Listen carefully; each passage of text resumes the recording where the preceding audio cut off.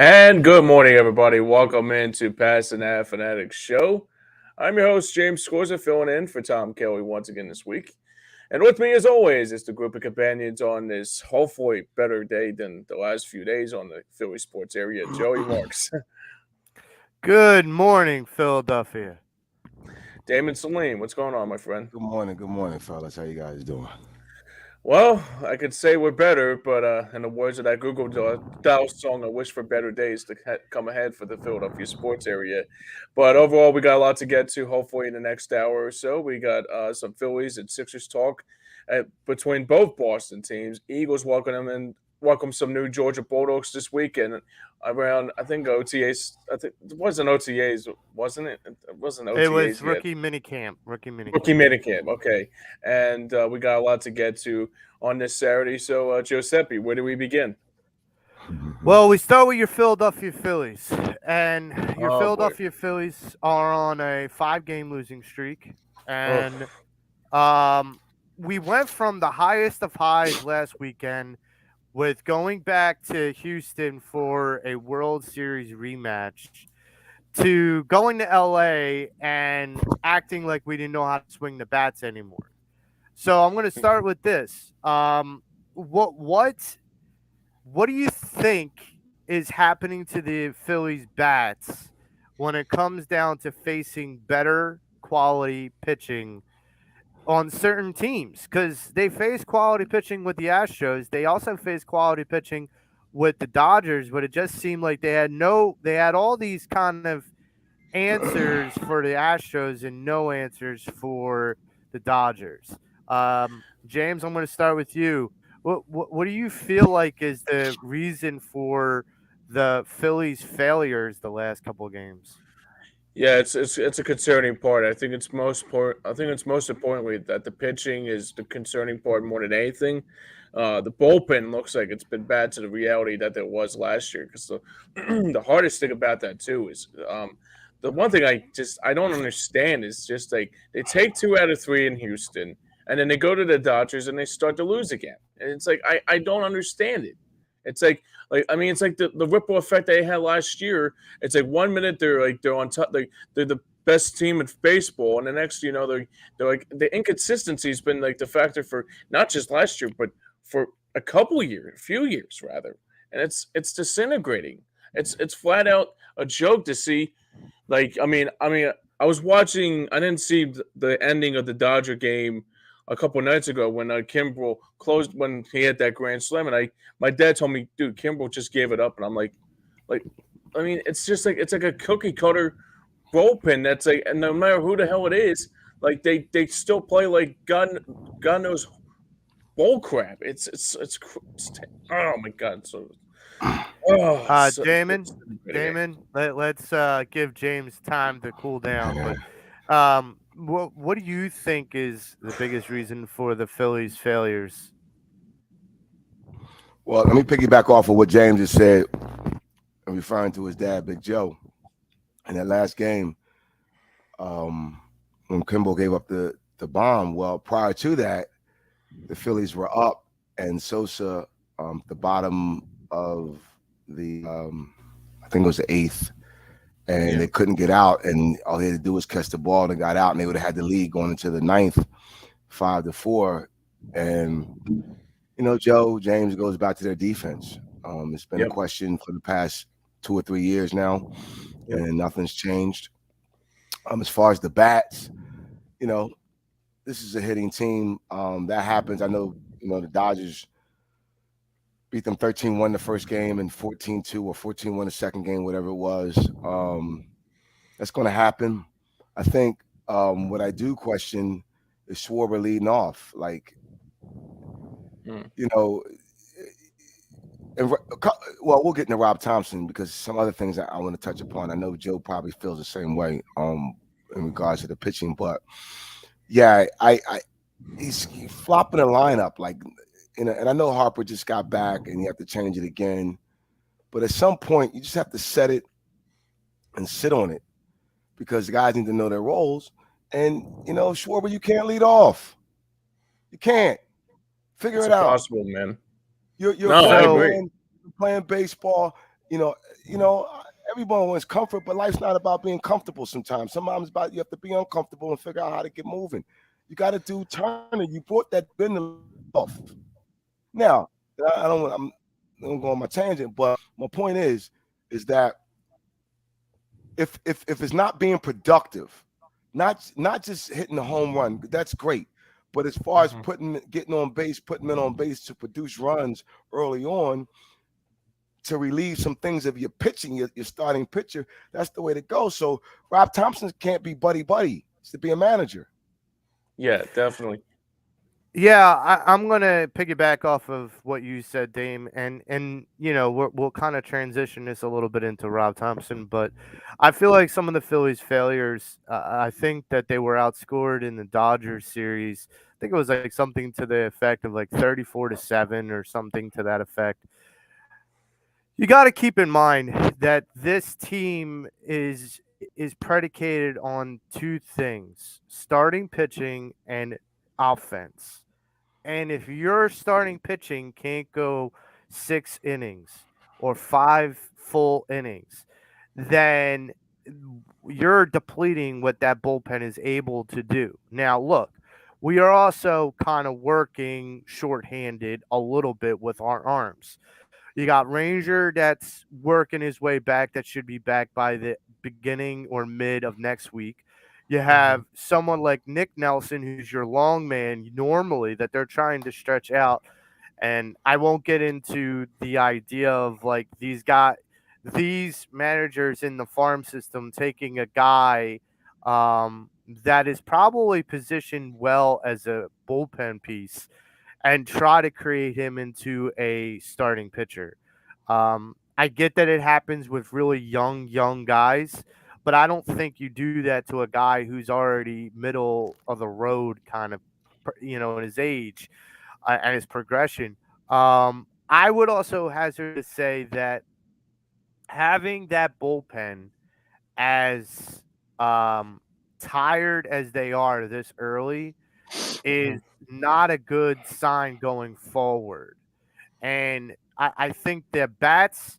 I know everyone's gonna is saying, "Oh well, give them time. It's not warm enough. It's not hitting season." I get all that, but haven't we looked down the barrel of this gun before? And haven't we all sweat that? We're only 7 games out, or we're only 4 games out, and I would rather be the lead sled dog than be the dog that's trying to always chase the tail and chase the carrot at the end of the stick. Was it to touch on Rob Thompson, Dame? I completely agree. Um, I was a big fan of Schwarber and still am, and I'm a big fan of Schwarber. I was a big fan of him leading off last year. And I'll be honest, this year is different because I have Trey Turner. And if you actually have this lineup, regardless if it's righty, a right-handed pitcher or a left-handed pitcher, I feel like you have to come into a game with a reliable lineup and say, this is your role. Now go do your job. I feel like it's overthinking by a manager to say, okay, I've let this happen for a month and it hasn't garnered anything good. So what am I going to do? I'm going to switch it all up and hope for the best. No, because now you've just confused not 9 different men on what their role is. I mean, look at Bryson Stott. Bryson Stott went from like the 5, 6, 7 hole to up at the top of the order to leading off, now back to the middle and bottom of the order. How is he supposed to know what he's supposed to do or the approach he's supposed to take at bat? I do blame Rob Thompson a little. And look, this is you being Rob, this is you being in the hot seat now. And I asked this question a month ago. If this team, and they're still trending this way, if this team starts 21-29, like they did under Girardi last season, if they start that with under Rob Thompson, is it time to hit the panic button? Is there a point where we just got lucky from a guy who was a new voice, Rob Thompson, in the room, and that's the reason why we turned it around? Because if they start out 21-29 this year, who's the new voice in the locker room? Kevin Long? You know, I can count on with that. The hardest thing about that too, and I guess I can bring back Steven's comment back up again. He says, "Welcome to reality. We were perfectly healthy last year, around perfectly at the perfect time last year. It can happen again. We're going to bring up some more. We are going to have to bring up some arms prematurely to take their lumps, unfortunately." And the sad part about that too is that it's just, I mean, the whole thing yesterday with Thompson not putting in Bryson Stott, like I'm like thinking, wait a minute, why are you benching? I mean, I don't know if he was benching Bryson Stott and Brandon Marsh, but I'm thinking like, well, like it's kind of like he's pulling the analytic book again. And I think it's like, I hate to say that word, but it's kind of like, it kind of seems like he's like more analytics than anything. And I guess the hardest thing about that too is that it's just like you probably have to ask that question, Joe, like you said, if he is on the hot seat and where the panic comes in. And the hardest thing about that too is that when the Phillies are not playing good baseball right now, like who would be the person to replace? Like if they say, for example, Thompson is like a 1-year rental.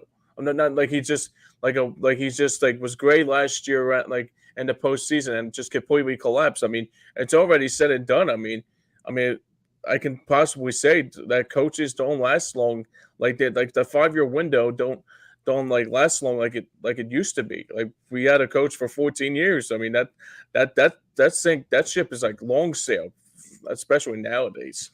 I don't necessarily think he's going to be removed there regardless, unless something drastic, crazy, like 20-game losing streak. You know what I mean? Which I don't see that happening. The reason I say that is because you don't. You want to give him time for a number of reasons. You don't want that type of reputation hiring a guy and releasing him that soon when they're still in it, obviously. But with that being said, I'm going to say a few things in his favor. One, you went into the season knowing you wouldn't have Bryce right away, and he's come back way sooner than anticipated. But you didn't anticipate losing Rhys Hoskins, which I think affected some things because he's an integral part of the lineup. And then Hall goes down. Now, not to belabor on those losses, because we know Rhys was injured back in spring training. Mm-hmm. But again, in baseball, and Joe, you've played it, and to the point where it's one of those sports where it takes a while to catch the rhythm. And what I mean by that is guys are, to your point, you were saying no, they want to know their role. So once they know their role, they can put their habits in order, things that they like to do. And not to say they don't do it in other sports, but baseball is really like that. And I think it's like that because in the other sports, you may play back-to-back games, but 2 nights in a row, but you're not playing the same team 3 nights in a row.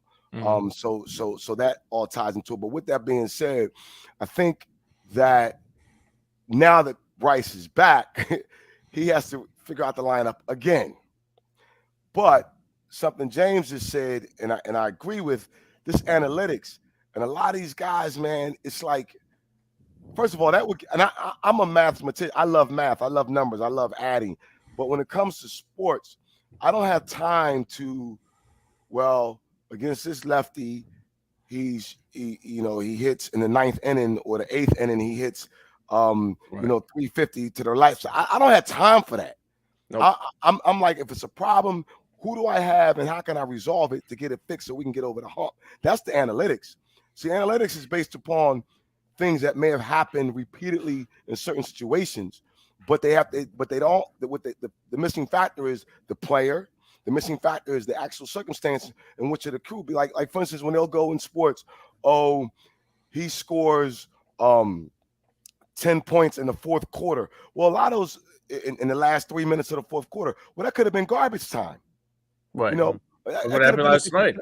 Yeah, it's a third stringer. So though you to live off of that, to me makes no sense. I'm not saying you can't use it. I mean, that's reach, but to manage like that, yeah. And to Joe's point, I'm sorry, man. And I just said it to somebody at my job the other day.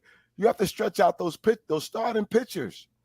They have to go at least 7 to 8 innings right now. At least 7. Yep. At least 7. This 6 inning and 6 1/4 or 5 1/4 or whatever it is.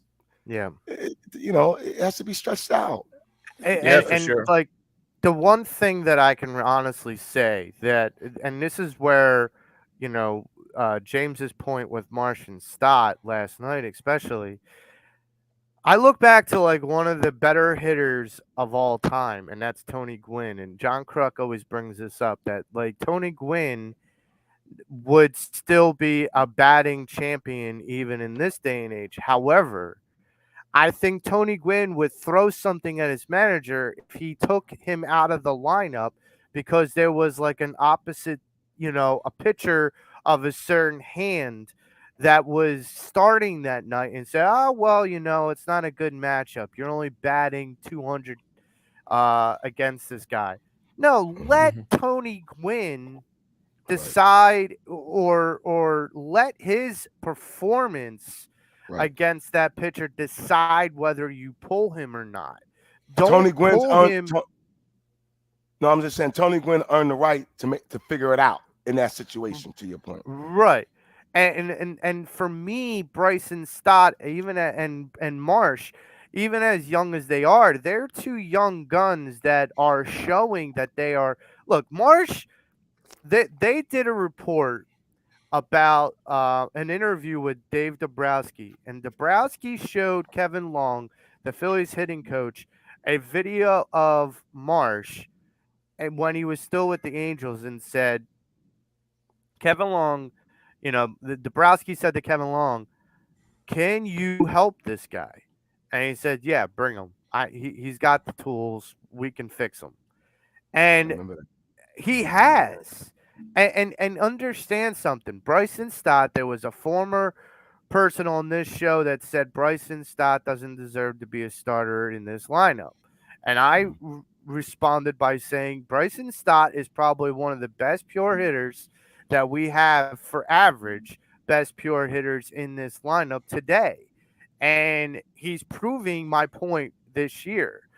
Taking both of them out, regardless of what hand of the pitcher is playing in their starting role, let them decide whether they can perform or not.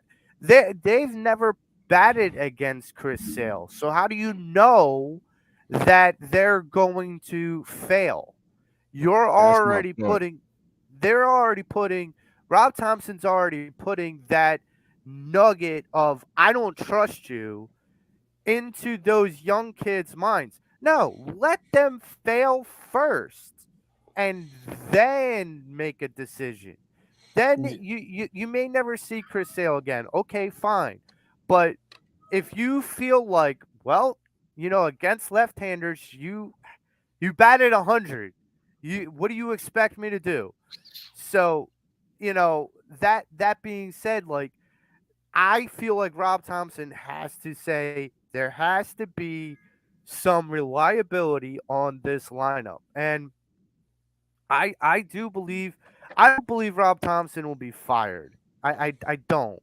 I just think Rob has to stop acting like it's last season.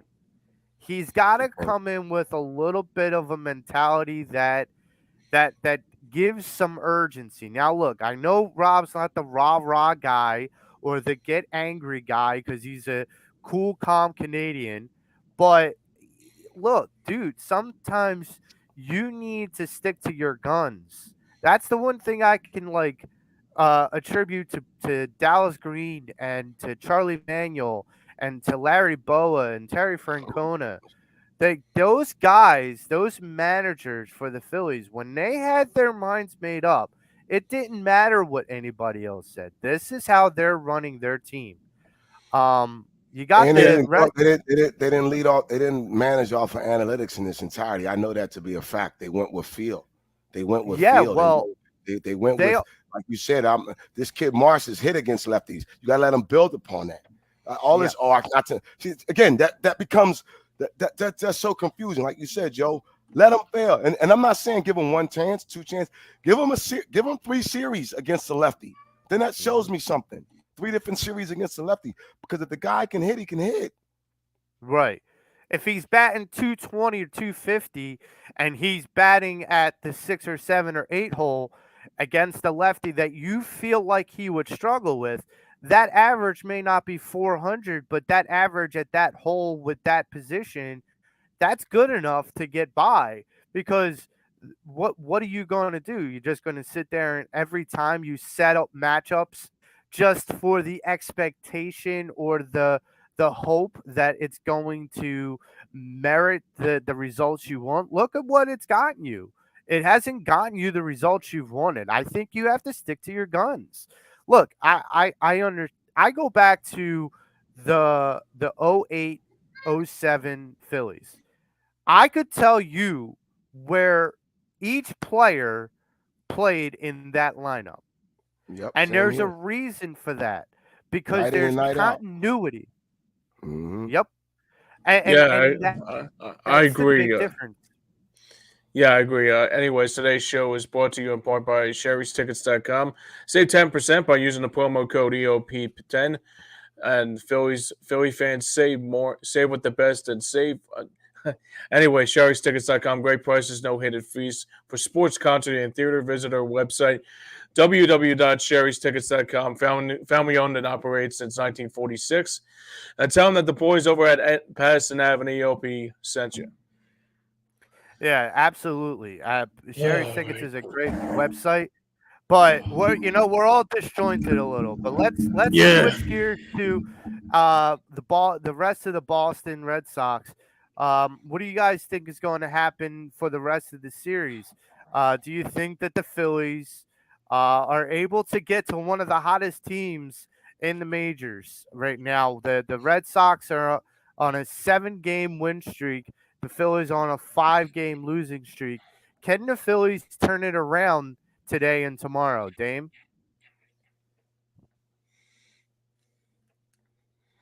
I think you. James, Yeah, my bad. I'm sorry. Yeah, you're good, man. Who's starting today? Do you know? I didn't take a look at the lineup. The pitching. I'm not entirely sure. Yeah, I don't know, Joe. I mean, they have to come out of it. I mean, Boston's hot right now. They are hot on a winning streak. They didn't help last night, obviously. I think one of the things in order to get to, I mean, Bryce is in. We know that. Tinker around with that top of the lineup and make a decision and set it, and then that should be his focus. And then to answer your question, let's see what we have. But I want to find out who's pitching. I'm gonna look that up. So right now, I'll say I'm not sure. So for me, I feel like they could turn it around, but I kind of go along with you, Dame. In the beginning, prior to the season, we all put out what we think our lineup from 1 to 9 should be. We all gave our lineups. On paper. Yeah, it looks good on paper. And I got to go back to something I had said before. As far as my lineup, we did one without Bryce and we did one with Bryce. Now you have Bryce back, and I remember. So I would go Turner, Stott, Harper, Schwarber, Castellanos, and then JT, and then from there the guys that are going to be like, whether it's Emundo, Alec Baum, like you need to put. Okay, so Rob Thompson said in an interview with Howard Eskin this past week that the reason why he has Schwarber leading off and he moved Schwarber back was because he had success last year. Again, that goes back to you can't live in the past. You got to live in the present. Right. The other thing is that he was saying, well, Schwarber is such a formidable hitter that the starting pitcher sees him in the beginning of the game walk up to the plate as the first hitter. That sends a message to the hitter. Okay, let's stop playing the mental game because it's not working. You're not in the pitcher's head because Kyle Schwarber had, I think, five total game starting home runs last year. Yeah. He's not doing that this year. You can't live in the past for what he did last year and have any of these pitchers that have rarely ever faced Kyle to be fearful of this guy, especially with where he's hitting. He's under the Mendoza line, I think. But so like that's kind of my point, is that I think that they have to lock in with a lineup, and they have to lock in to doing the right things, doing fundamental baseball.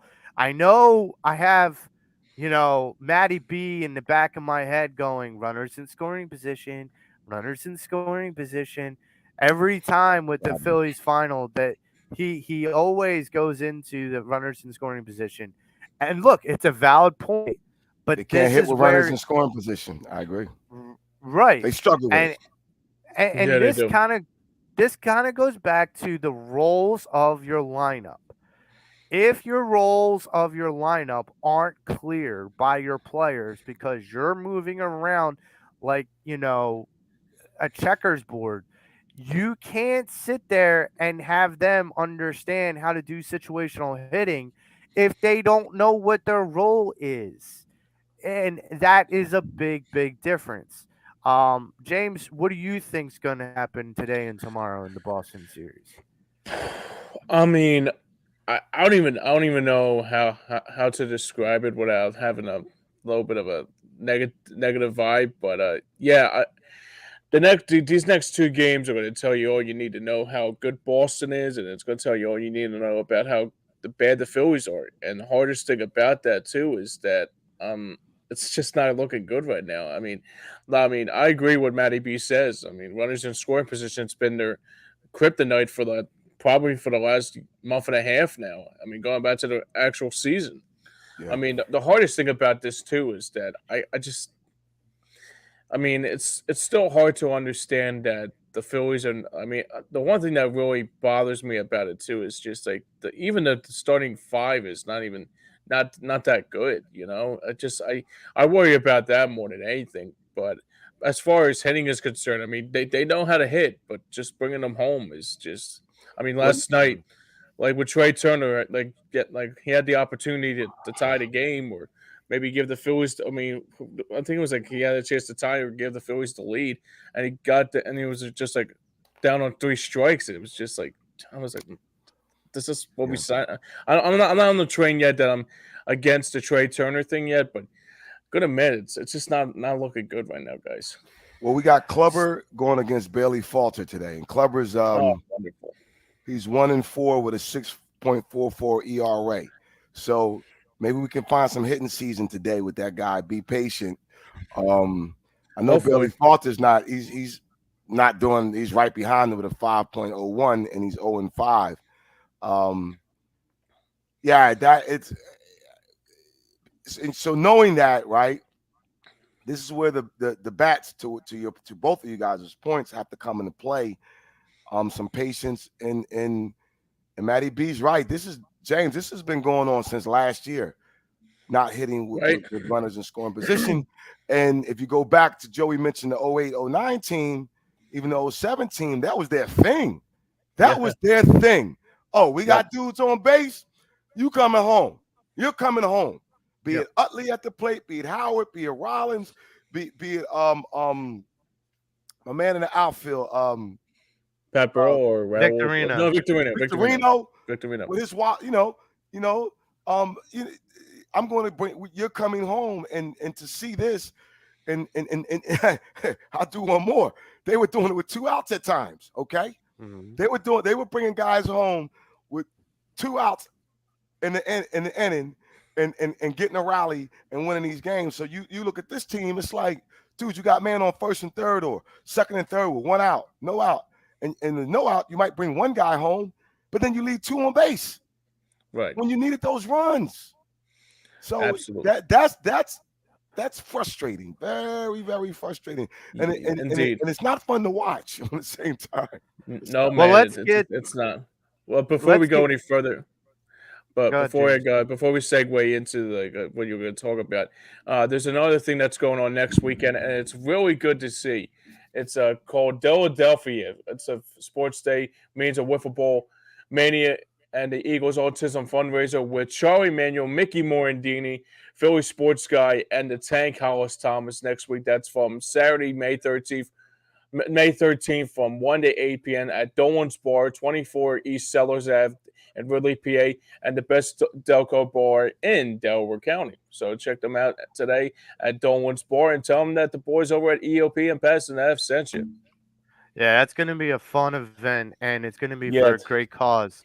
And speaking of Eagles, we're going to transition into your Philadelphia Ooh-wee. Bulldogs. I mean, Yes, sir. Eagles. Listen, I am all about this Bulldog regime that's coming into the Eagles organization. And before we got off the air last week, there was some moves that were made by Howie, even on day 3 of the draft, that made a lot of waves.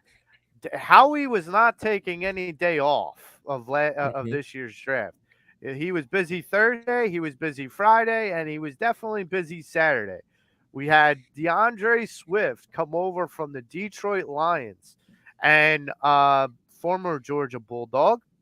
We had Kelly Ringo, corner / safety, coming over from the Georgia Bulldogs. And then you had a backup quarterback who I feel like is probably going to be more prone to be a practice squad guy, and a D tackle from Stanford who I feel like is going to be, not Stanford, Texas, who I feel like is going to be a beast.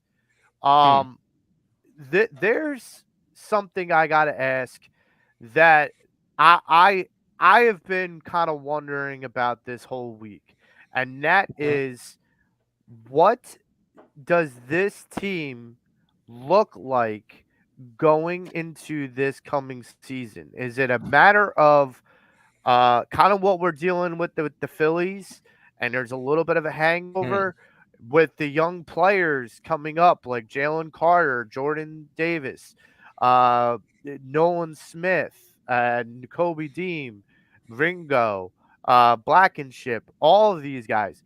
Is there going to be a bit of a learning curve in the first 4 or 5 games? My question to you guys is, like, what is this going to look like in the first 4 or 5 weeks? The schedule is going to be released next week or this coming week. We're going to find out where we're playing and when. It's going to make a big difference, but I also feel like it's going to make a big difference as far as that schedule, because if there are some learning games ahead, especially early on in the season, where do you guys see those? How do you see the Eagles coming out of those, James? Before I get into my point, Sean Callahan checks in. What's up, Sean? Says, "What's up, guys? I think Eli Ricks is going to be on the roster by the end of the preseason and when the season begins." That's a very good pickup by Howie Roseman after he got Kelly Ringo too. But yeah, I got to be honest. I thought about this last week, but I never got a chance to talk about it. It's back in the day when Nick Sirianni talked about the dog mentality. He can actually say could say that now. He can actually say that there's a dog mentality. I mean, you got obviously, like you said, we got the Georgia Bulldogs coming into Philadelphia and taking over. And here's the thing that makes it even more great, that even more astounding, that as a Georgia Bulldog fan myself, is that I can watch my Georgia Bulldogs on Saturdays, and I can watch my other Georgia Bulldogs, my Philadelphia Eagles, on that Sunday afternoon. So it's like like the best thing in the world. I can't complain about it, man. It's wonderful. That's good stuff. No complaints. That's good stuff. Appreciate it. Yeah, I'm gonna steal that, James. But I'm gonna give you Yeah, credit. good. I'm gonna give you credit. I gotta do that. I'm not a thief, but I'm gonna use that. No, go So ahead. so great draft. I mean, I was working on. That's why I was on the show working on a project last week, and my brother-in-law had called me. I hit him back. He's like, "Yo, we got Swift." I'm like, "What?" So yeah, I was on here rah-rahing for Bijan. Yes, I was. And I wasn't on last week, so I'll get to say this, Joe and James. When they did draft Jalen and Smith in the first round, I did take a step back and I realized, I said, you know what? They were the right moves for a number of reasons. I saw the benefit of that. And so it replenished the defensive line. And then on the second day, making a move to get Swift, that clearly washed it with like drafting both of those guys made sense to me. That's what I was trying to say. And so it was like I got over the Bijan stuff that night, and then I really got over it when we grabbed Swift, and I was like, whoa, because I knew when Detroit grabbed the kid from Gibbs, thank you, from Alabama, and then it was word that night that Swift was going to get moved. And of course, it crossed my mind, well, do we have a shot? Nah, I kept it moving. And then it was like, no, we got him. And apparently Joe went away from him last year when the other running back, I forget his name, stepped up. Because I remember us playing Detroit and Swift was carving us up. Like, I'm like, dude, this dude is nice. And coming out of St. Joe's Prep, playing for Georgia, he's going to help out the backfield. I love that, because that's going to take so much pressure off of Jalen. It's going to make our offense that much more dynamic, because now you got to account for the two wideouts, the tight end, now this running back, along with the guys in that running back room, and then you still got to figure out what Jalen's going to do. So those cold games in Chicago or whatever we can hand off now, we don't have to put that on them. Love that. As far as your question, Joe, in regards to the young guys, I never expect much from rookies, particularly in that sport. It's rare. It happens once in a, but it's rare. But the benefit, right? Here's the benefit of it, is that it's a win-win, because we don't have to expect much out of them other than being in shape, being on time, and when you're getting the opportunities to be productive. That I do expect of you. But we're not asking you to carry us, because you don't have to. You can add to it. Like Swift said, I'm a part of the puzzle. So he knows he can come in and add to what's already established. They'll learn the formula. They'll learn the culture, right? They'll get a good year or so or two to learn the culture. And then by year 2 or 3, maybe we can start handing over keys, player by player. We don't even have to do it all at once. Like Nakobe Dean this year will get a little bit more time. We drafted him for that. And I know some people say, oh, he didn't know. I think it was more of, you had Wallace and those other guys. Let's use them. Let him learn. No pressure. Now he gets his opportunity. So Jordan Davis, now you'll get your opportunity. You got the feel of what it feels like to be not only in the NFL regular season, but damn, you went to the Super Bowl. So you know what it takes. So you'll bring those other guys along, man. So no, this is thumbs up. The games still have to be played, but on paper, I'm digging it all day long. Yeah, I'm sorry. I'm sorry, Joe. Because a short Carolina checks in the game. He says having Swift and Penny is like having Blunt and Ajayi over again. But I like that. But better. I agree. I said that. Good. I said getting Swift was like getting Ajayi, but he's a lot more healthier. He's a lot. I said it because Yeah, definitely. And both are younger than Ajayi and Blunt were when they were here. So that's another point of view. They said the payroll for all the running backs combined, Swift, I was about to say Ajayi, Swift, Penny, Gainwell, and Scott is combined of what they paid Sanders last year. Freaking Howie Roseman, man. Wow. Yep. Freaking James. That's amazing, man. That's amazing. He's like, why Howie was like, why do I need one running back when I can pay 4 the price of 1? 4 for 1. For the price of 1. I want to go, and they're good. These guys are good. Yeah. These aren't bums. Right. They're not Derek Pumphrey and all that. Right. So I mean, here's Wendell Smallwood. You have for And that's Howie. Smallwood. Oh my god. I need to go shopping with Howie Yeah, because man. if he can get 4 for 1, good job. Yeah. But here's where I go back to like the defense and what you were talking about, Dame, and this is what Eagles fans have been clamoring for. We go back Point. to those Good good point. defenses with Good Brian point. Dawkins, Trotter, Mm-hmm. Trent Cole, all those guys. There was a nucleus that was Mm-hmm. put Mm-hmm. into that Good point. defense, Good and point, they Joe. all grew together. They all fought for one another. These guys that we just drafted, there's a difference. These Mm-hmm. guys already are a nucleus. They've Mm-hmm. already grown together. They all Mm-hmm. were on the same defense with each other in college. They've run Point. with each other. They know how to each other. There's a difference. You skipped the line with all Yeah. that growth and waiting around in the NFL. I Mm. feel like these guys, as long Good as point. Desai has an open mind, I Mm-hmm. think these guys are really going to come out flying because they know how to communicate to one another in different ways than regular teammates would be able to communicate with one another. There's a brotherhood. Nah, And that's an excellent point. Let me ask you before I go any further.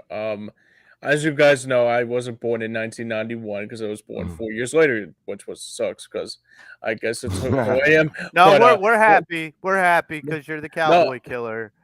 yeah, So hey, Yes, sir. that's all that matters. That's all that matters. Yes, sir. The I'm right buck there stopped with you. there. But let me ask you, like, since these Georgia Bulldogs are all on the same team, and also like this defensive front kind of reminds me of it. Doesn't it have that same vibe for you guys? This thing of the 1991 defensive line, or is that too much for me to handle? um Um, Go ahead, Joe. I honestly, after last season, I don't think it's too much because I said Yeah. this last week. I feel like this defensive line with the guys that they've added. I mean, everyone's going to sit there, and it was asked on Sunday when me and you were doing the wrap up show, James, by Yeah, chat. yeah. Do I feel like defense is better than it was last year? And I said, I don't want to fall into like the clickbait kind of thing, but yeah, I do. And just because I feel like these guys are younger, they're Mm. hungrier, they're just as athletic as the guys we lost. Hmm. Yes, there's going to be a little bit of a downturn, but I don't feel like I said earlier, I feel like these guys already have that chemistry. That we don't have to wait around for that to occur. We know that that's already there. I feel like it's not out of the world to put them in comparison with the 91 defensive line. I But I also feel like what record they broke last year with the sacks, I think it's going to get broke again. I Yeah, honestly think that quarterbacks beware because that defensive line. I mean, if I'm lining up as an offensive lineman to that defensive line, as long as the size, like I said, it all depends on what the size creativity is and what his aggressiveness is.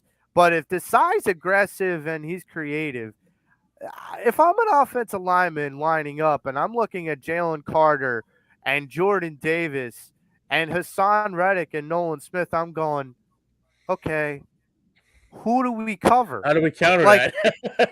who do we double? Like, who is the guy? Like, okay, we double Jalen Carter. Okay, Jordan Davis is going to have a field day.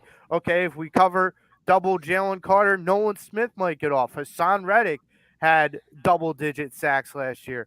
You got guys that are going to be biting the ends with Nolan Smith, with Josh Sweat, with Hassan Reddick. You got guys that are going to be biting those ends that are going to be collapsing those pockets. Not every quarterback in the league is a mobile quarterback. I hate to give a news flash. Not everyone's like a Patrick Mahomes or a Jalen Hurts or any of that. They are susceptible to being sacked. And I'm talking to you, Daniel Jones. you're going to be not Daniel Dimes, you're going to be Daniel Down, because it's going to be hard for those guys that have cement blocks on their feet to get out of that pocket when it starts to collapse. Good luck, because I feel like this team, this defensive line, yeah, they may have some growing pains. And I hope, just for the Eagles' sake, I hope that they have one or two games in the first six on their schedule that will push this defense, to come together quicker and show what they're really about. Dame, what do you have to say? Well, Danny Down. And just for the record, we don't have any Reno Mahes in that running back room either, Joe. Good point. That's true. That's Good true. point. That's true. That is true. Couple things. It's a good question, James, about the 91 line. I'm going to go a few years above that. When we had the Trent Coles, the Hugh Douglases, the William Thomas, Hollis Thomases, those guys don't get talked about enough during that Andy era, and they weren't bad. They weren't bad, man. They were notch below the 91 guys for sure, but they held their own. I'm missing somebody off there, but I remember when we got Hugh from the Jets, because I was living in the Corey Simon. Yeah, Corey Simon. Thank you. Corey Simon. Wow. Yeah, good call. Thanks, Joe. And so I remember when the Eagles traded for Hugh, because I was living in New York going to school at the time. I remember him, because I would see the Jets. And I was like, oh, this dude is nice. And I'm like, yo, we got Hugh Douglas. He only played the 1 year for the Jets, if I'm correct. And we were able to get him. And obviously he went on to have a fantastic career with the show. So those guys come to mind and they don't get talked about. But I agree with Joe in the sense that, yes, these guys know each other, especially Jordan and Jalen Carter, Nolan Smith. It's up to our D coordinator to look at, and I know he has. I mean, I'm obviously looked at the film of them at Georgia and seeing what he's going to implement here. But I don't know if y'all talked about this. We got Patricia, but right. That's right. And I know some people were kind of worried about it. I know he and Slay had some things because they were in Detroit together, but I think it's a good move when you have a rookie D coordinator and you have a guy like that, assistant, whatever title they gave him, fine, whatever. Right. How do you not listen to that information? Particularly, he's going to help out the backfield. So at some point, their paths or their information is going to link up because you have that nice nucleus up front, and our linebackers aren't too shabby. Yep. I don't think they're not too shabby. And I know they drafted a kid, I forget, that was a linebacker, I think from Kansas. I could be wrong. But anyway, as a whole, okay. I'm hearkening back to, like, with your Matt Patricia comment. I hearken back to, like, the Jim Johnson days, and I know it's a little bit of a role reverse because Matt Patricia is the underling to Desai. But if you remember with Jim Johnson, he had guys that went on to become really good defensive coaches and really good head coaches. Sure. With Ron Rivera, Jeff Fisher, Sean McDermott, guys like that. And you got to understand sometimes Spagnuolo. Like, one of the things that people need to kind of understand, or I'm hoping Desai understands, listen to Matt Patricia, but you're still the guy. You're still the guy making the call. So Definitely. unlike the role reverse where Jim Johnson was saying, no, this is how you have to do it. And he guided these guys to not, like, make those mistakes. And he kind of inputted this philosophy. I feel like Jim Johnson has fingerprints all over the league when it comes down to some schemes that some of those coaches, like a Ron Rivera, Sean McDermott, and Spagnuolo, like, his fingerprints are all over the NFL. And I think it has a lot to do with that teaching mentality. And as long as Desai has that mentality, hey, I'm willing to listen to what you have to say, but end all be all, I have to make the best decision for this team. Yeah, And you got he has to make that clear from day one.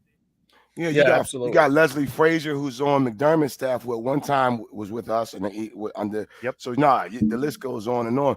I think what that does is, it just gives them some really good healthy experience back there in that room. But Joe, I don't know if you heard, and I know you're obviously upset with the Sixers, and we'll get to them, I'm sure, soon. But so your boy Gannon did a double deuce. Oh Yeah. God. Who's the guy? I can't get his name out. That was around and people wanted him to be the D coordinator. Was it Vic Schwartz? Fangio? Fangio. Fangio. Oh, Joe, you don't have any bottles or anything, do you? No. So Fangio, this just came out this week, would have been our defensive coordinator had Gannon not finagle some other crap. Had he known he was like something, and I forget the specifics. It just came out this week, but yeah, he wouldn't have taken the other job that he took. So Gannon blocked basically Dick Fangio of being our defensive coordinator. Oh Lord. Yeah, I forget the specifics, Joe, but it was talked about this week on Sports Talk. Oh man. Yeah. Well, let me ask you, Joey, before we go any further, if you know a good lawyer that you want to sue Jonathan Gannon with, you can check out David O'Cherry Esquire.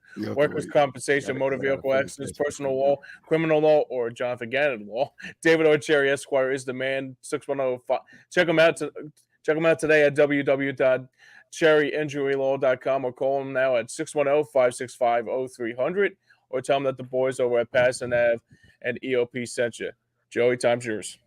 Well, Cherry might have to represent me in a criminal case, but listen, Jonathan Gannon, you sit here and act like you have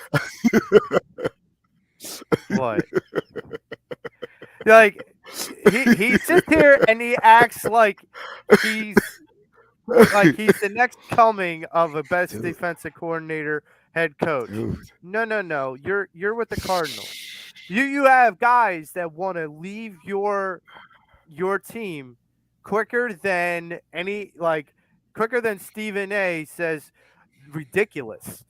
But here's my point of view.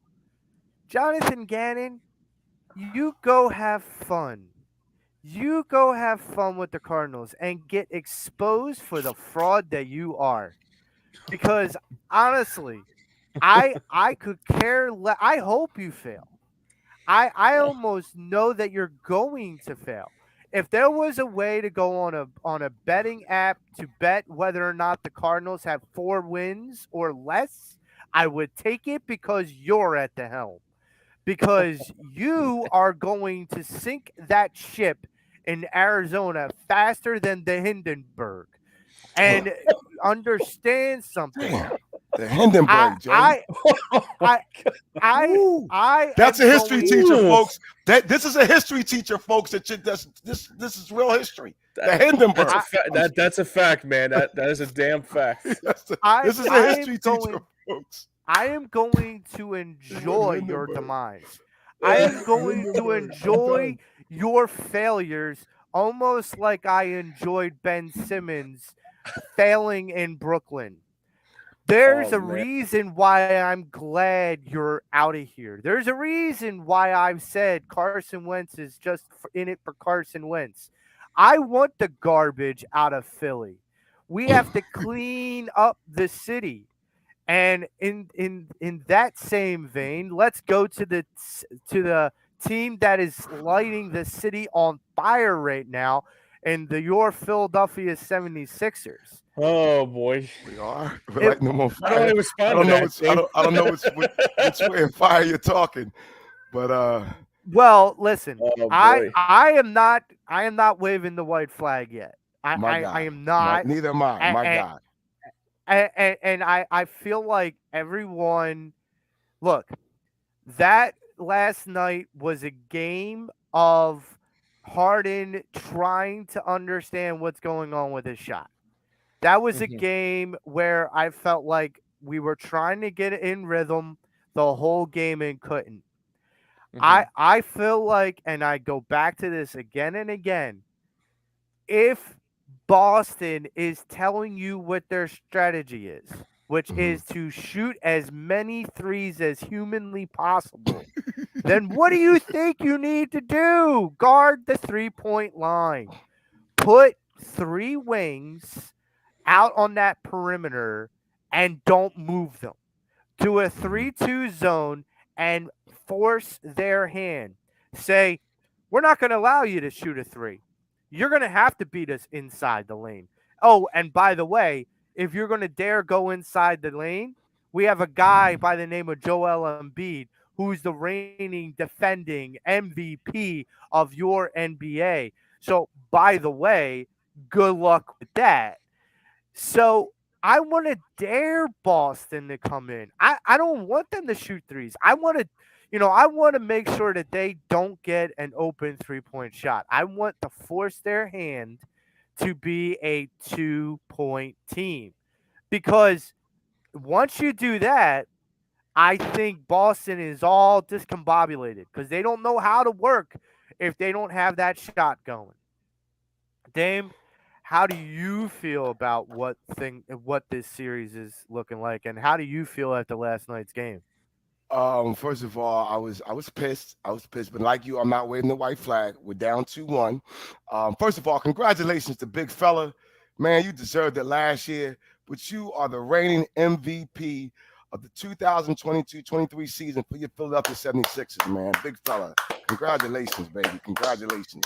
My Well guy. Well deserved. deserved. Well deserved. Um, Joe, I like what you said about the 3-point line.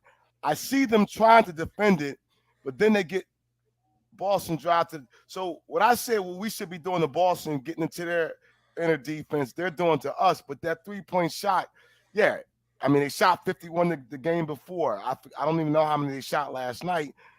Um, Couple things need to happen. I agree. Harden from the tip last night was forcing it, and I'm screaming at the TV. Harden, move the ball. We don't need you to be 45 points scoring Harden. Dude, that was fantastic game one. We'll bottle that performance up, put it in the vault, and bring it out later. But right now, we need you to be the distributor.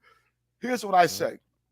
On those first 5 possessions, I don't mind him trying to be aggressive once or twice, but you got to move the ball. And I like what Joe said in post game last night, which makes me know that they're not mentally down. He said I have to be better, not just shooting, making sure I get my teammates set up. And there was debate. People, oh, should he play the second game? No, play him the second game. Get the rust off. Joe, James, I have a question, and it's been on my mind, and this is not an excuse. So let me preface, but it's just I'm wondering about how the sport works. So they beat um Brooklyn. They swept them 2 weeks ago today. It was 2 weeks ago today. Hmm. Joe Right. didn't play that game because his last game was that Thursday before. So they were off an entire week to that Monday, right? When Hmm. they Mhm. first played Boston, won the game, and then Joe comes back the Tuesday. So, and I said this to Cuz, but not to this extent. You come back, your adrenaline's up. Your first game back, they win the first game. Second game, you're kind of trying to find your win, and then even last night, I don't know if that's a part of it. Now, I'm not blaming all of that on them losing and not making shots. I'm wondering if that's a part of them not making shots because a lot of it is that they're missing good shots. They're getting them off, but they're missing. The other thing is they're not getting the 50-50 balls. Joe talked about that last night, which to your point, Joe, is why Boston is getting the 3 points. There's so many times we're right there and the ball gets to them, boom, 3-point. So I'm wondering if is that's a part of it, and also finding a better way to defend this 3-point line. Hmm. Yeah, it's a James. very good point. Yeah, it's a very good point. I mean, as my reaction to the game last night, yeah, it was a little bit gut wrenching to say the least. I mean, it was a little bit just a little cause for concern. I mean, like I agree with what you said there with James Harden. I don't James Harden doesn't have to be the miracle worker. Like, just has to be he just has to be like one guy that just has I mean, the one thing I did like what he did in the season, especially in game one, was that he didn't have to be the guy that need to make 100 shots until we was blue in the face. The one thing that really concerned me just a little bit last night, it was just like if James Harden has to play that has to play in a miracle situation, it's gonna be bad. I mean, it's gonna be a short lived series if this continues. But hopefully they can wake up and say, forget about Game 3. Let's try to even this series and try to go back to Boston. And look, Game 6, God forbid, if the Sixers win tomorrow and in Boston and on was it Tuesday? They go back to Boston Tuesday. They can come back home and they can win that series in Philadelphia. So that's the one thing I could take out of it too. Let's just hope it goes in the same direction because I really don't want to give up on this team. Last night I was really pissed off about it. I was waving a white flag and I said, you know what? Today I'm going to calm myself down. It was only one game. These games happen. Hopefully, it doesn't become a ripple effect of last night's game on tomorrow's game. But the hardest thing about that too is that if Harden continues to play like he plays how he plays, it's gonna, like I said, this series might be over by Tuesday. Well, before I get to my point, James, Sure. I wanted to. Do we have a sponsor that can help people if they want to go to any of the games, maybe in Boston or any road games for our Philadelphia sports scene? Yes, sir. It's phillysportstrips.com. It's basically at www.phillysportstrips.com. They actually had a draft. Some people went down for the draft last weekend at Kansas City. There's a couple trips for the Union, and there's another ultimate baseball trip to Colorado. Hopefully, by the time the Sixers win another, hopefully there'll be a couple games in Boston and whoever they're playing next. Hopefully that will be the case. But visit our website, like I said, at www.phillysportstrips.com and tell them that the boys over at Pattison Ave EOP sent you. So one of my points that I was getting at, and I don't want to hammer Harden too hard, but the idea that boy, say that 10 times, hammer Harden too hard. Yeah. So where's Pat at? Right. One of the things that I kind of see with Harden, especially last night, was the game was tied a couple times, and he got the ball in his hands, and he had a chance to take the lead and to give the Sixers the lead. And I felt like 3 or 4 of those opportunities, he forced the shot versus trying to set up a play.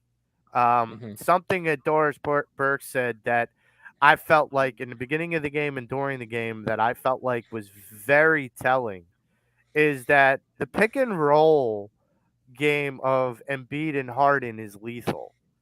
And I feel like if you don't have an answer to that, why should the Sixers go away from that? If the teams can't respond to it, and clearly they can't because they have Grant Williams, who's 6'6", 230 pounds, trying to go against our big man. They don't have guys that can hang with the size, the athleticism, and the ability of Joel Embiid. So whether it's Harden working off that pick and roll, whether you're having Harden feed Embiid off of that pick and roll, it's a lethal combination that they should absolutely abuse. It's kind of the idea of don't stop doing it until they stop you from doing it. Right. And, I go back to a little bit of my coaching. I used to coach Germantown High School, the boys' high school basketball team, before the Germantown High School closed. And I'm proud of them because some of those guys went on to Martin Luther King High School and went to playoffs. And that was great. But one of the things I taught them is how to guard perimeter defense. And I'm not going to sit here and say that I'm a Phil Jackson because I'm not. But I always said to them, get to the 3-point line and make it like a defensive line in football. Put your hands up. Let them have to make a great shot. You don't have to touch them. You don't have to touch the ball. You just have to give your presence, make your presence known. That's the way you play basketball. You have to make your presence known. And I feel like some of the Sixers forget that they don't have to keep their hands down. Like they don't have to just, make a great defensive play. You just have to make sure that Boston feels your presence. Put your hands up. Play old school AAU ball and just hustle and play solid defense. There was a lot of turnovers last night.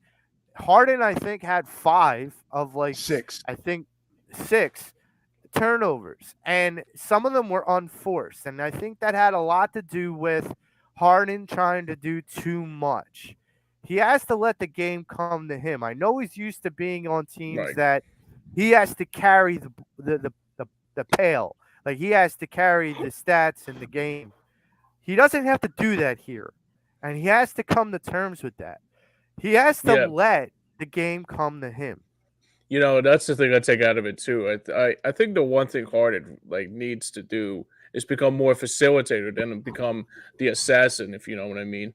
Because I could count on what you said about the 3-point line because I played varsity basketball back in my school at St. Thomas, and the one thing my coach always told me was basically what Sean is saying right now with the pick and roll. It's basically like I don't know how to describe it, but I know I was only just a catch and shoot kind of guy. But I think what James Harden was trying to do was just do a little bit too much last night.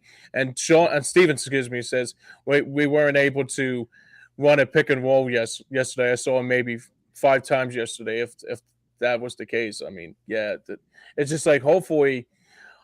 Last night I was really expecting after Joel Embiid got the MVP, it was that place was going to be rocking, and they just basically got shut down. The lights got shut down on them right before the third quarter even ended. Yeah. You would think. Shout out to Germantown High, my mother's alma mater. My mom's birthday today. Happy birthday, Mom! Oh, happy birthday! Thank you. And I taught at Germantown briefly before they closed, yo. I taught over there. But good. But couple things off of what both of you said. James, I thought the same thing. The MVP crowd was rocking. We were only down. Well, when they called the technical foul because Melton kicked the ball at the end of the first quarter. Right. At the end of the first quarter. Going back to a couple of things about the 3-point line. I agree with you, Joe. My game was defense, and I knew how to. I consider myself a disruptor. Mm-hmm. I would actually.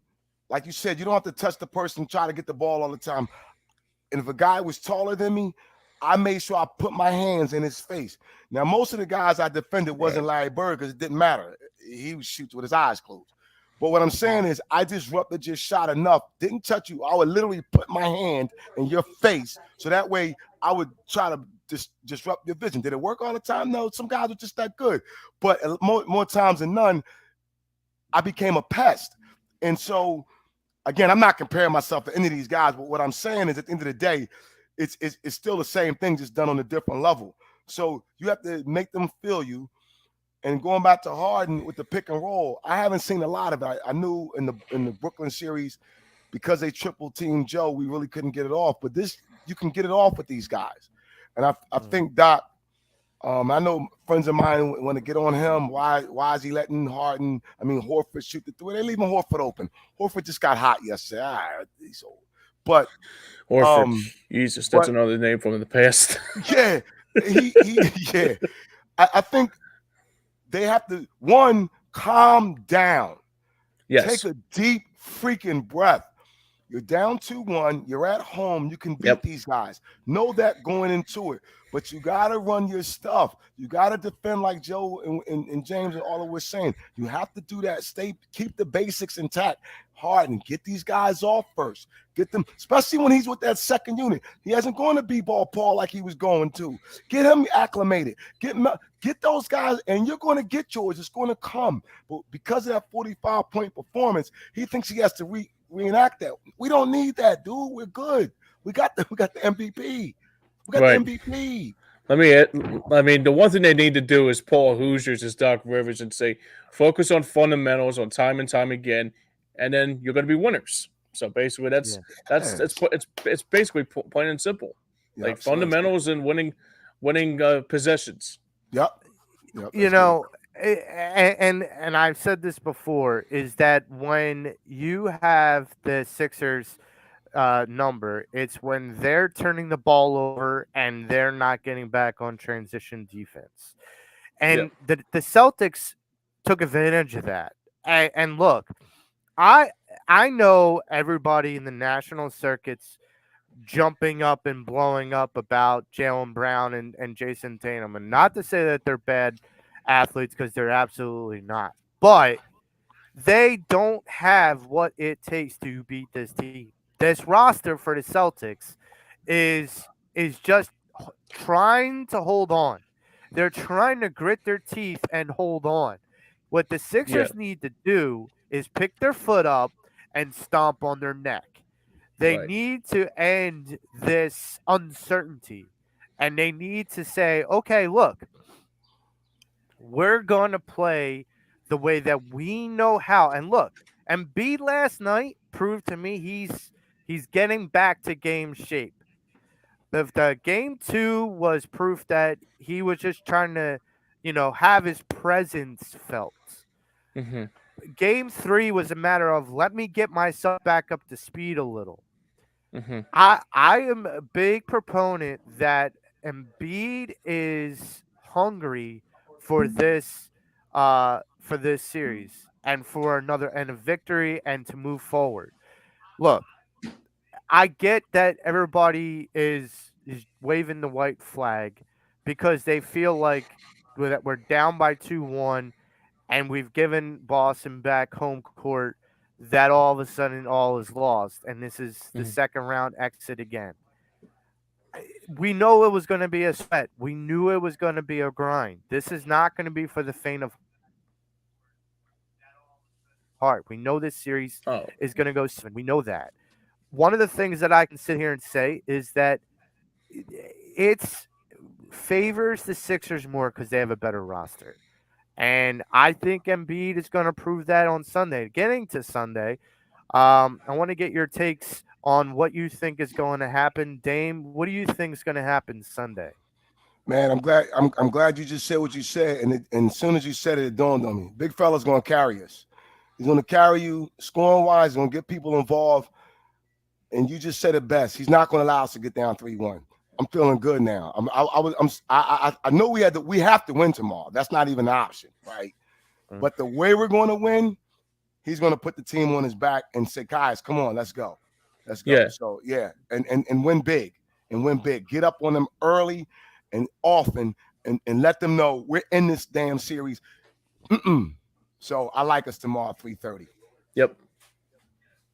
James? Yeah, there's another thing that I love about Hoosiers too, and my dad could tell you that he did that back when one of our tournaments and the basketball game when he says, measure the court. Like, how big is the court? How big is the rims and all that? How big the stuff and all that?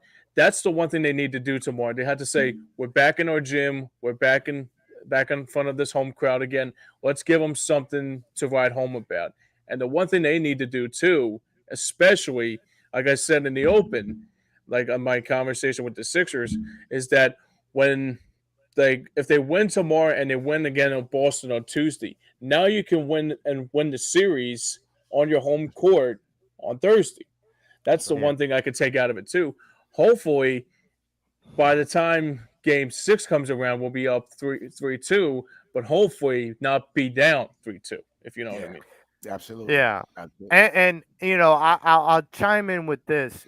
For all the people that I know have jumped on Doc about if this doesn't work this year with getting out of round two and how much on the hot seat. So ESPN covered the game last night and they had Doc wired and they were in the huddle and it was the third quarter and Doc was saying to all of them as though he's trying to wake them up, like he's trying to throw those smelling salts in their face and be like, hey, understand there was 6 possessions where we could have easily scored and we didn't. Do we want to score? Like, is that the point? Like, do we want Yep. this, or are we giving it up? Like, he is, as much as people want to be the staunch critic for Doc, he can only get out of his players what his players want Put to in. give to him. Yes, right. Yep. And Good point. and that is a difference. You know, a coach can't get on the floor and go, look, you have to do it this way during the game. You have to do all that in practice and then hope that it translates to the gameplay. As far as my predictions for Game 4, I think Embiid's going to have a big game. I also think Tobias Harris is going to have a big game. Whenever the Sixers play a day game over the weekends, for whatever reason, Tobias Harris comes out on fire. And I just feel like Tobias is going to take that second unit and he's going to put them on his back in order to give Embiid a little bit of a reprieve when he needs to go out. Because we've talked about this all too often. The Sixers have to win the non-Joel Embiid minutes. They have to win those. I think if Toby is the leader for that, I absolutely think. I Joe, think I will put the ball in his hands as much as I can with that second unit. I would take it off of Harden. I'm still Harden going to touch it, but we're going to do a Scottie Pippen. Tobias is bringing the ball up. Yeah. There you go. And I'm going to go and say that there. So I'll go around the horn. So I think that the Sixers win 106-100 in Game 4. Dame, what's your prediction? 120 to 102. Oh, I like that. James? I would say 107-100. Sixers, yeah. Okay. Hey, so this is going to do it for our show today. Look, the Sixers, the Phillies, Boston needs to go back to Boston as quickly as they can. And they need to get on their boat, get in their car outside the bar, and they need to go somewhere. Get the khakis too. Yeah, yeah. So go to for Cheers, my main. Go to Cheers. So before we where's go, Norman? Where's Norman? Was he in Boston now? No, he's in Boston.